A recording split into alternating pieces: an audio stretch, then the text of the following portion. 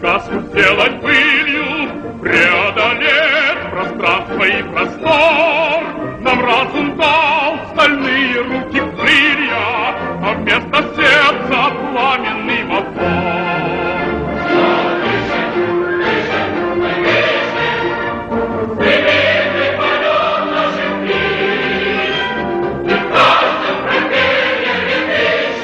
Joseph Vissarionovich Zhugatvili, known as Stalin, Man of Steel, was born on December the 21st, 1879, in Gori, Georgia. During his childhood, he suffered humiliations, hardships, and blows dealt to him by his father, a brawling drunkard of a cobbler filled with aspirations, but whose dreams were frustrated by reality. His mother managed to solve the many problems of a family with little financial resources, working as a laundress.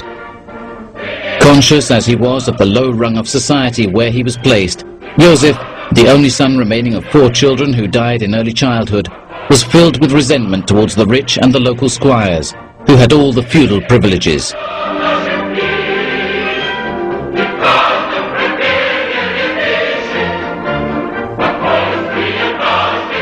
His mother had a future as a priest in mind for Joseph, so, at the age of 9, she sent him to the parish school in Gori, and then to the seminary in Tiflis. Joseph lost no time in discovering that images quite different than liturgical ones were flashing through the minds of a large number of the boarders, and he enthusiastically adapted to the seminary's rebellious atmosphere.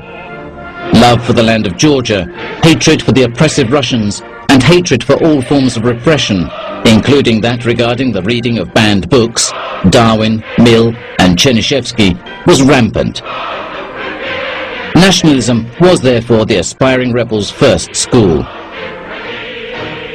In the meantime, workers discovered their strength and organized the first strikes under the flag of the new socialist and Marxist ideals. The double life of the seminarian revolutionary came to an end when he was expelled from the seminary. All traces of Joseph were lost for many months. He reappeared to organize the 1901 May Day festivities, but the omnipresent Tsarist police forced him to flee. He sought refuge with complacent friends, where he met a sweet girl, Keke, who was to become his first wife. The atmosphere was becoming increasingly inflamed. Strikes and bloody demonstrations multiplied. On April the 5th, 1902, Joseph, who had taken on the nickname of Koba, the Caucasian hero, was arrested for the first time and deported, but he was able to escape. The Workers' Social Democratic Party ratified its irreparable fracture into 2 parts, extremists and the wary, Lenin versus Martov. The Leninist faction took the name of Bolsheviks, or, that is to say, members of the majority, whereas the faction in favor of Martov was called Mensheviks, members of the minority. Joseph joined the Leninist faction and started to draw attention to himself.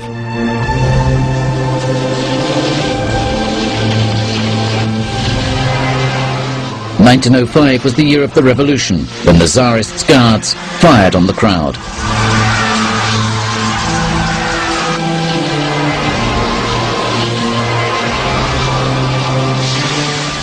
It was an open revolt, and the Tsar's regime was shaky, but the first revolution soon started to die out, and the government resumed its bloody repression. For 1 year. The same thing happened in 1910. 2 years later, he escaped from prison and was able to reach Petrograd, where he contributed to the establishment of the newspaper Pravda.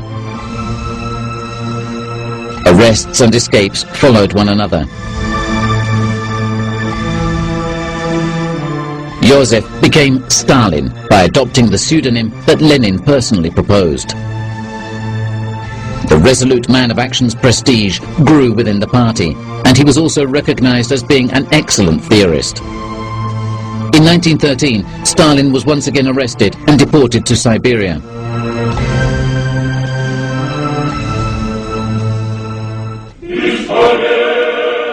In 1914, Germany declared war against Russia.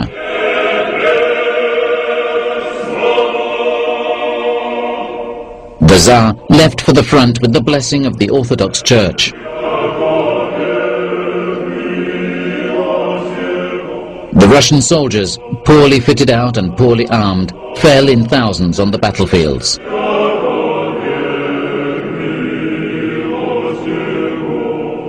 Stalin followed the war from his exile. His revolutionary work was somewhat placated by the Siberian cold. The Russian army suffered one defeat after another, and the situation at the front worsened from one day to the next.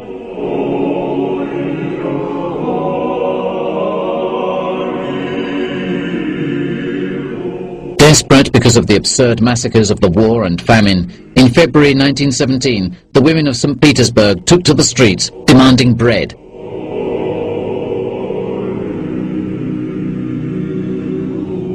Workers came out of the workshops shouting, "Stop the war!"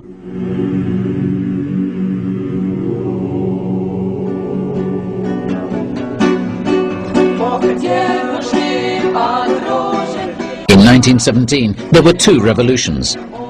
The Democratic Revolution in February, which overthrew the Tsarist autocracy and gave Russia basic civil, political and trade union liberties for the first time. And the Communist Revolution in October, which, within a very short time, abolished those liberties. Stalin arrived in Petrograd, the former St. Petersburg, and ran into disconcerting political ideological chaos. He took over management of Pravda and started a cautious conciliatory policy. On the other hand, Lenin openly hurled abuse at the established government, calling it bourgeois.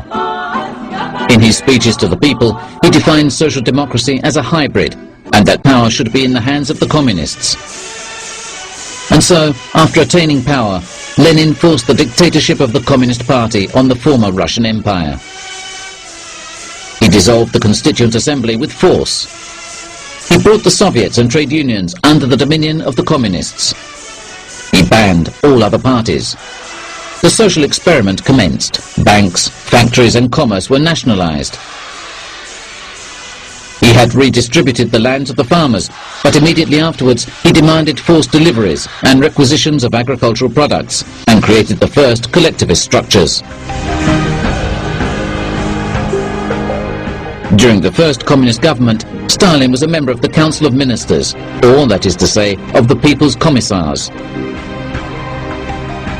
The new Free Russia acknowledged the right to independence of all oppressed peoples. On December the 18th, Stalin officially declared the independence of Finland from Russia. It was the first public act of the Soviet of nationalities. A great many alarmed voices were raised to denounce the rift in the offing between the people and the ruling party. A large part of the country protested.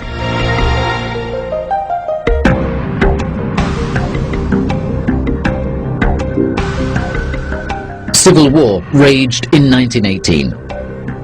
It was not only a savage clash between the White Army, monarchists and liberals, and the new power, the communists. Other conflicts as well grew intertwined during this period. They were ethnic and national, especially in the Ukraine and Caucasus, and social. The workers' unrest against the harsh living and working conditions was widespread.